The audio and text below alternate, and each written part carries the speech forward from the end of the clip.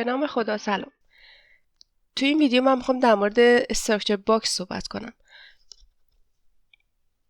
این منوی بالایی که اینجا میبینید منویی که استراکچر باکسش قرار داره، ولی همونطور که میبینید الان غیر فعال. اگر میخواید این منوتون فعال بشه کافیه برید روی یک نقشه شماتیکی کلیک کنید. میبینید که این منو فعال شد.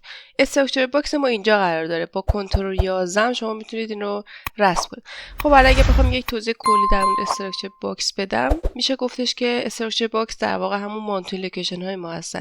یعنی اگر خواستید توی نقشه در یک مانتوی لوکیشن قرار دارید ولی خواستید یک جای دیگر نشون بدید در نقشه‌تون، مثلا در تابلو کنترل قرار دارید، یک کانکشن رو میخواید بین تابلو کنترل و کابینتون انجام بدید، اینجا میتونید از استراکچر باکس استفاده کنید.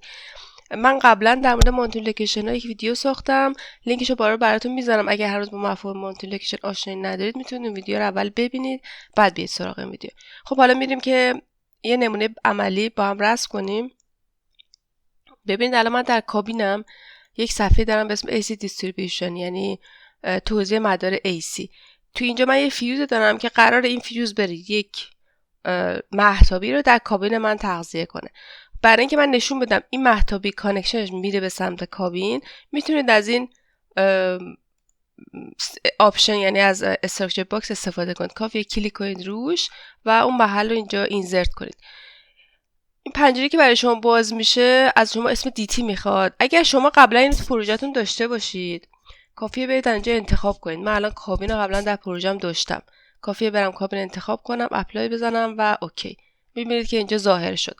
خب برای اینکه یک توضیحات اضافه در مورد این کابین بدید کافیه برید کلیک کنید روی شاخه اصلی پروژهتون، از گزینه پروژکت دیتا استراکچر آیدنتیفای منیجمنت اینجا کلیک کنید.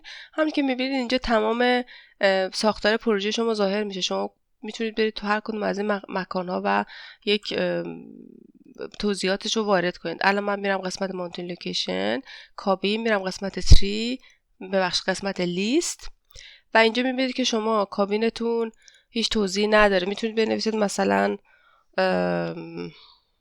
خب میتونید اینجا توضیحات رو بنویسید. من صرفا فقط اینجا میرسم کابینت. البته این نه فارسیه نه به زبان انگلیسی. من اینو از اول به صورت آلمانی وارد کردم، ولی خب شما میتونید انگلیسیش کنید، یعنی اینجا برسید کابین مثلا به این صورت و اینجا هم دوباره توضیحات انگلیسیشو بنویسید. حالا خیلی مهم نیست، من میذارم همجوری بمونه. خب پس دقت کنید که با اینجا استراکچر دیسکریپشن برای این وارد کرده. این خصوصیت یادتون بمونه. اپلای اوکی. حالا میخوام همین رو تو اینجا نشون بدم. کافی کلیک کنید، بیاید تو قسمت دیسپلی، از این قسمت یک نیو بزنید، بیاید کلیک کنید روی ماونتین لوکیشن و همونطور که میبینید این استراکچر دیسکریپشن چیزی که ما وارد کردیم اینجا ظاهر شد. کافی کلیک کنید اوکی رو بزنید و الان این جزئی از استراکچر باکس شما و نشون داده میشه. حتی میتونید موقعیتش هم عوض کنید، مثلا به این ترتیب که بیایید این رو جدا کنید، به این وسیله آنداکت کنید، بعد این موقعیت اکسیگریش رو عوض کنید. ولی راحت ترین کار اینه که شما بیایید با استفاده از کلیک راست تکس موو پراپرتی اینو جابجا کنید. یعنی مثلا میخوام این اینجا باشه، کابینت بیاد بیفته مثلا اینجا، به این ترتیب. این راحت تر از روش قبلی، چون اونجا باید سعی و خطا کنید. خب این یک مورد. حالا من میخوام برم که این اتصال رو نشون بدم. ببینید کافیه در اینجا فقط یک اینتراپشن پوینت استفاده کنید. خب تو مرحله بعد من میخوام برم اتصال رو نشون بدم. کافیه برید از یک اینتراپشن پوینت استفاده کنید. من در مورد اینتراپشن پوینت ها هم دوباره ویدیو ساختم، لینکشو بالا براتون میذارم، اگه خواستید میتونید برید اون ویدیو رو نگاه کنید. یک اینتراپشن پوینت اینسرت میکنیم و یه اسم میذاریم. مثلا من میذارم فاز لایتینگ. کپیش میکنم اوکی. بعد شما میتونید ارنجمنتش هم عوض کنید. از این طریق پراپرتی ارنجمنت رو بگید از پایین میخوام بیفته و بازاوی 90 به این ترتیب. خب حالا من میخوام برم این اتصال رو در کابینم نشون بدم. میرم تو قسمت کابین، مانتوی لوکیشن کابین و این مهتابی که اینجا داشتم. دوباره اینجا کافیه که یک اینتراپشن پوینت اینسرت کنید و مثلا من اینجا این یکش میخواد بشه فاز، من همون دیتی رو دوباره اینجا کپی میکنم. دوباره میتونید ارنجمنتش رو عوض کنید که مقدار مرتب‌تر به نظر برسه. البته این باید دیگه از بالا باشه. البته یه نکته در مورد اینتراپشن پوینت وجود داره، ولی اینکه شما وقتی که میخواید اینتراپشن پوینت بین دو تا مانیتورینگ لوکیشن ایجاد کنید، بعضی وقتا مثلا اگر دیتی شما با دیتی یک اینتراپشن پوینت در خود مانیتورینگ لوکیشن فعلیتون یا جای دیگه مطابقت عین هم باشه، ممکنه یک ارتباطی ایجاد بشه که اصلا مد نظر شما نیست. مثلا من الان اینجا میخوام بگم پی ای رو وصل کن. اگر اسم اینو بزنم پی ای، ببینید پی ای رو من قبلا اینجا هم داشتم، اینجا داشتم، صفحات دیگه هم داشتم. من اسم اینو میزنم پی، میخوام برم تو تابلو و یک اینتراپشن پوینت دیگه به اسم پی تی ایجاد کنم. اگر دوباره اینجا هم همین کار انجام بده، اسمشو بذارید پی ای، میبینید که اصلا به جای ارتباط داده شد که اصلا مد نظر شما نیست. پس بهتره که در اینجور مواقع حتما یک بین دوتا مانیتورینگ لوکیشن یک دیتی میشه گفت منحصر به فرد انتخاب کنید. مثلا اسم رو بذارید دیتی کابین. وقتی این کارو بکنید، من اینم مچ پراپرتی گزینه مچ پراپرتی استفاده میکنم. خب حالا کافیه اینجا برم بگم پی ای کابین، این دیگه کاملا ارتباط رو میشناسه، چون دیگه مشابهش توی نقشه ما نیست. به این نکته خیلی دقت کنید. بعضی وقتا خیلی سریع آدم این کارو انجام میده، وقتی میبینه که مثلا ارتباطی که میخواسته انجام بده انجام نشده و یک ارتباط دیگه انجام شده. این از نکته اول. خب مورد بعدی اینه که شما بعضی وقتا نیاز دارید به یک مانیتورینگ لوکیشنی که اصلا تو پروژه شما نیست. تو اینجور مواقع هم شما میتونید از استراکچر باکس استفاده کنید. الان یک نمونهشو میریم با هم رسم کنیم.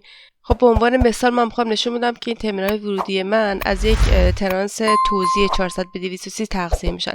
برای این کار کافیه دوباره بیایید از استراکچر باکس یک استراکچر باکس اینسرت کنید و اینجا دیگه خودتون، اینجا چون ما تو پروژه‌مون نداریم، خارج از پروژه ماست، خودتون بنویسید ترانس و اوکی رو بزنید.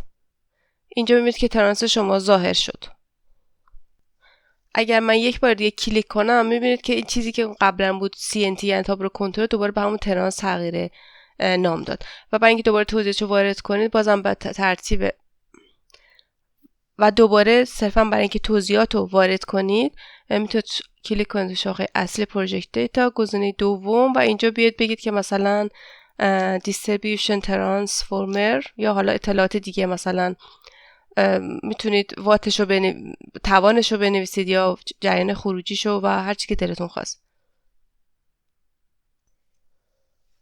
به این ترتیب که من اینجا وارد کردم، حالا اوکی رو میزنید و کافیه دوباره همون خاصیت رو بیاید اینجا نشون بدید، یعنی اضافه کنید نیو اد، برید قسمت مانیتورینگ لوکیشن و این structure description اوکی بزنید، اپلای، اوکی. دوباره به همون ترتیب قبلی شما دوباره میتونید این رو موقعیتش رو عوض کنید. مثلا البته قبلش باید آنداکتش کنید، یعنی اینو بزنید و حالا دوباره قبلا در موردش صحبت کردیم، صرفا به خاطر اینکه تکرار بشه من گفتم به این ترتیب. حالا اینجا هم حتی میتونید بیاید یک از قسمت اینزرت سیمبولتون یک حتی سیمبول ترانس رو هم اینجا حالا با توجه به اینکه ستاره است یا مثلث سمت ثانویتون رسم کنید. خب این استراکچر باکس یک آپشنی داره و اون اینه که شما میتونید استراکچر باکس رو به عنوان به صورت یک چند ضلعی طراحی کنید. یعنی الان اگر من از اینجا بیام اینسرت کنم استراکچر باکس رو، فقط یا مربع یا مستطیله. اگر خواستید گرافیکی رو تغییر بدید، کافیه کلیک کنید روی استراکچر باکستون، برید قسمت سیمبل دیتا و از اینجا این گرافیک رو انتخاب کنید، دومین گزینه یعنی CS2. این به صورت چند ضلعی شما میتونید این رو به هر شکلی که دلتون خواست در بیارید. مثلا من الان اینو میگیرم میکشم اینجا و اینو از وسط دوباره میکشم اینجا، اینو میارم بالا، اینم میارم اینجا و به همین ترتیب هر شکلی دلتون خواست میتونید اینو در بیارید، یعنی تغییرش بدید گرافیکشو. این جاهایی به درد میخوره که شما مثلا میگم میخواد یک باس اوورویو طراحی کنید تو صفحتون که نحوه ارتباط باس‌ها رو به هم نشون بدید. اینجور مواقع این استراکچر باکس به صورت چند ضلعی خیلی به کار میاد. خب ما یک آپشن گرافیکی دیگه هم داریم که الان بهتون نشون میدم. کلیک میکنید روی ستینگ، میرید روی پروژه‌تون، از اول پروژه ها رو میارید. الان این پروژه منه، بعد کلیک میکنید روی گرافیک ادیتینگ، میاد قسمت جنرال و این تیک رو علامت میزنید. درو استراکچر باکس ریسز، اصطلاحا بهش میگن ریسز. اپلای میزنید اوکی. بعد اینکه کار کردید دوباره میاد کلیک کنید روی سیمبولتون، میاد قسمت سیمبول دیسپلی، معذرت میخوام، اون چیزی رو که میخواید من رو دیتیت در واقع کلیک میکنم چون اینو میخوام تغییر بدم.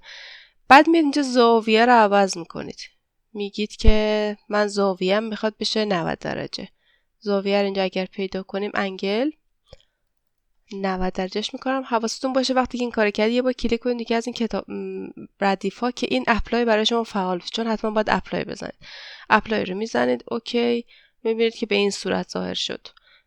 بعضی جاها وقتی که شما خیلی مکانی ندارید برای اینکه مثلا چند تا مانیپولیشن کنار هم دارید و خیلی سخته که بخواید به صورت افقی بنویسید، این یه روش خوبیه، یعنی هم ترتمیزتره هم ظاهرش قشنگتره. خب این ویدیو ما هم تموم شد. امیدوارم که این ویدیو براتون مفید بوده باشه. خوشحال میشم اگه کانال من رو سابسکرایب کنید، لایک کنید، نظراتتون کامنت برام بنویسید. اگر هم سوالی دارید یا در مورد مطلب میخواید بیشتر بدونید میتونید تو کامنت برام بنویسید. تا آموزش بعدی، خدا نگهدار.